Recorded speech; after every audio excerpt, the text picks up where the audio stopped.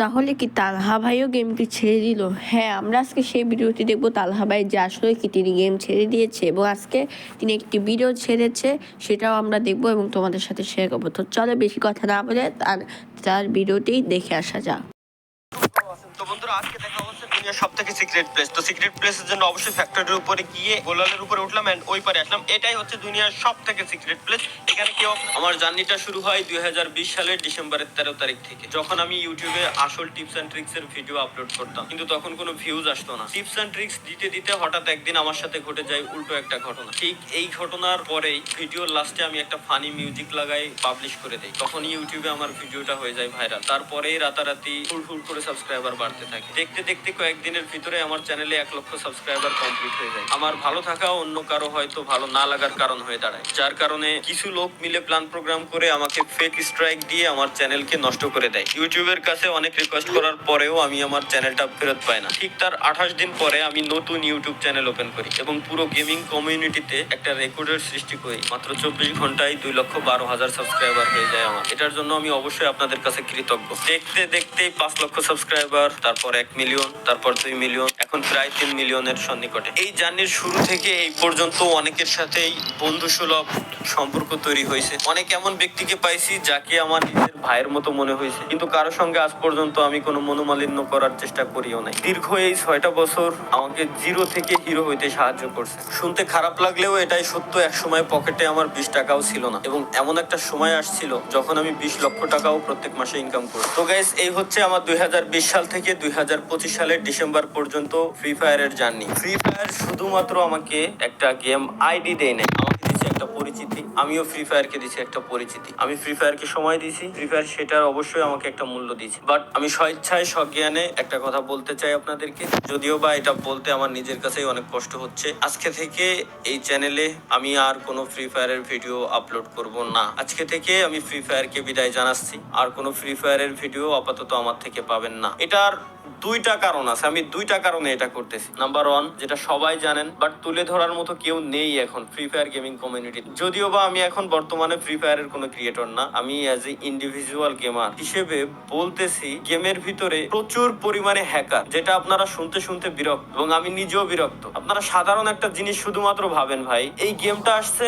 1 বছর 2 বছর না, বা 3 বছর 4 বছরও না, 8-9 বছরের বেশি হয়ে গেছে এই গেমটা চলে আসছে। এখনো পর্যন্ত এই হ্যাকারদের উপরে কোনো স্টেপই নিতে পারলো না। আমি যদি একই সাথে কম্পিট করি পাবজি ফ্রি ফায়ার দুইটাই অলওয়েজ কম্পিটিশনে থাকে, কে কার আগে যাবে সবসময়। পাবজিতে এই হ্যাকার নিয়ে অনেক আগে থেকে তারা স্টেপ নিয়ে নিছে। ইভেন পিসি প্লেয়ার যারা আছে পাবজি পিসিতেও তারা হ্যাক ইউজ করতে পারে না। বাট ফ্রি ফায়ারে কেন এই স্টেপটা নেওয়া হয় না? এই হ্যাকের কোড গুলো সেল করে কারা, এটা বলতে পারবেন আমাকে? যাই হোক ভাই, এগুলো দেখতে দেখতে বলতে বলতে বিরক্ত। এর ভিতরে দোষ আসলে এই হ্যাকারটা প্রমোট করছি আমরাই দিন শেষে, সত্যি যেটা বলতে হবে ভাই। কেন? কারণ আমার ম্যাচে কোনো হ্যাকার বললে আমি উল্টাপাল্টা রিয়াকশন দিয়ে ভিডিও ছাড়তাম যে জাদুকর আছে, এ আসছে, ও আসছে। দিন শেষে ওইসব হ্যাকাররাই প্রমোট পাইতো। এখন তো ওপেনে ইউটিউবে বিভিন্ন হ্যাকাররা আসলে হ্যাক নিয়ে গেম টেম খেলে, লাইভ স্ট্রিম করে, তাদের চ্যানেলে লাখ লাখ সাবস্ক্রাইবার বানায় নিচ্ছে। তো আসলে এগুলোর উপরে স্টেপ নেওয়া হয় না। এটা আমি গেরিনার অফিসিয়াল মডারেটরের সাথেও আমি এই ব্যাপারে কথাবার্তা বলছিলাম এবং তাদেরকে আমি পার্সোনালি ওইসব হ্যাকারের চ্যানেলের লিঙ্ক পর্যন্ত দিয়ে আসছি, পেজের লিঙ্ক পর্যন্ত দিয়ে আসছি। যখন আমি ছিলাম পার্টনারশিপে, তখন তাদের উপরে তারা স্টেপ নিয়েছে, কয়েকজনের উপরে স্টেপ নেওয়া হয় নাই। মাঝে মাঝে গেরিনা অফিসিয়াল পেজ থেকে পোস্ট করে যে আজকে 6 লাখ হ্যাকারের আইডি ব্যান হয়েছে,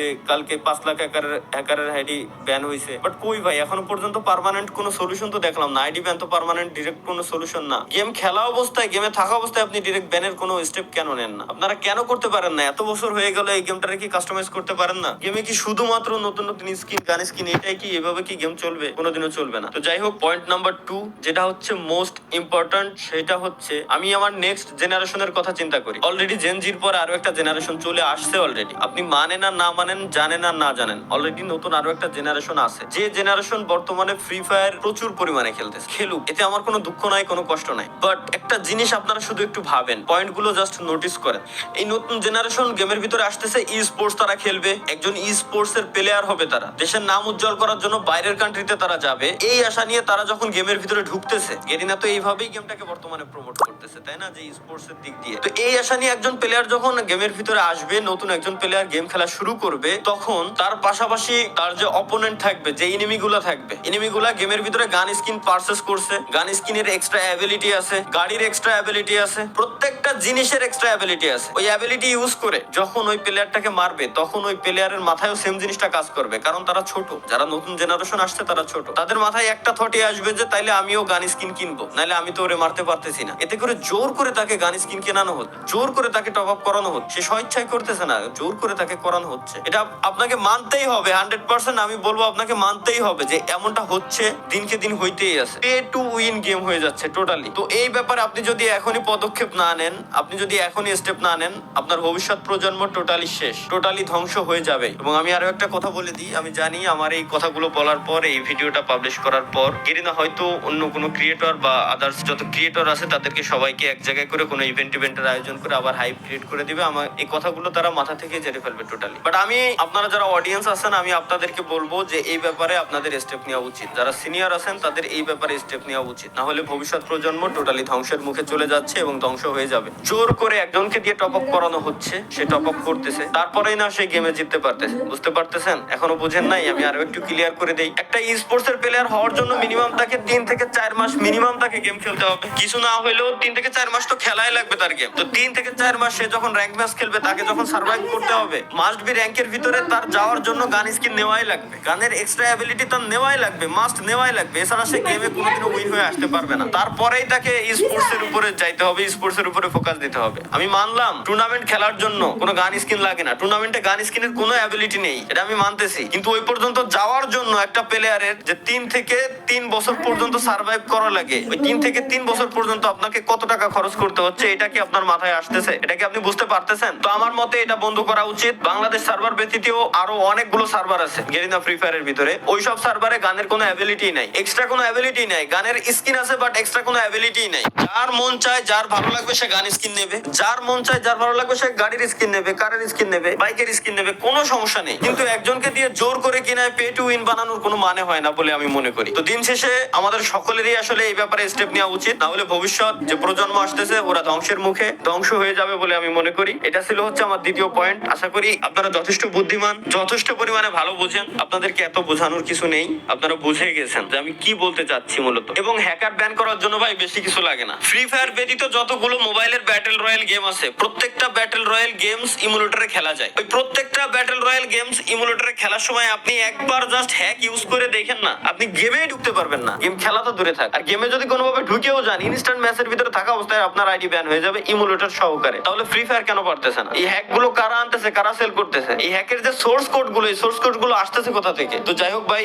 যদি কোনোদিনও এগুলো ঠিক হয় তাহলে আমি হয়তো ব্যাক করতেও পারি। তাছাড়া আমি আর ফ্রি ফায়ারে থাকতেছি না, এটাই হচ্ছে আমার অফিসিয়াল স্টেটমেন্ট। আজ থেকে ফ্রি ফায়ারে কোনো ভিডিও আমার এই চ্যানেলে আপনারা দেখতে পারবেন না। এবং হ্যাঁ, কন্টিনিউয়াসলি হয়তো লাইভ স্ট্রিমে আসবো প্রত্যেক শুক্রবারে, যেভাবে আসতাম আপনাদের সাথে আড্ডা দিতাম, মজা করতাম, ওটা চলবে। আমি আমার ভাই ভিডিওর জন্য, এই gaming with Talha is back চ্যানেলের ভিডিওর জন্য, আপনাদেরকে বিনোদন দেওয়ার জন্য যতটুকু মন চাই ততটুকু নিচে আমি নামতে রাজি আছি। এর মানে এই না যে আমি বলদ, যতটুকু জানতাম যতটুকু বললাম। আমি চাই প্রত্যেকেই আপনারা এই ব্যাপারে স্টেপ নেন, যদি বাঁচাইতে চান গেমটাকে, যদি বাঁচাইতে চান ভবিষ্যৎ প্রজন্মটাকে। আর যদি বাঁচাইতে না চান 48 ঘন্টা পর ভুলে যায় আমার কথা, কোনো সমস্যা নেই। ধন্যবাদ সকলকে, আল্লাহ হাফেজ।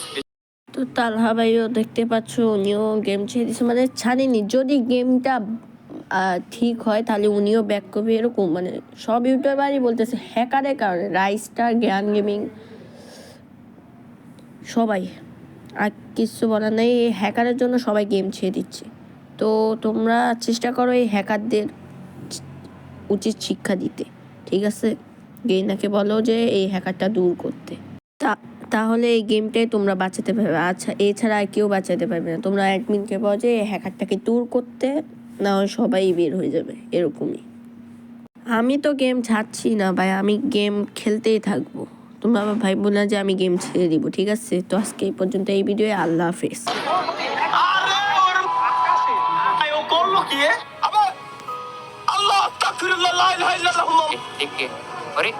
अरे ये कहाँ से आ गया? ये देखो। पहले CS रैंक नहीं तो फिर बताओ, अब बैन ही नहीं हो रहा है, इसको रिपोर्ट भी किया।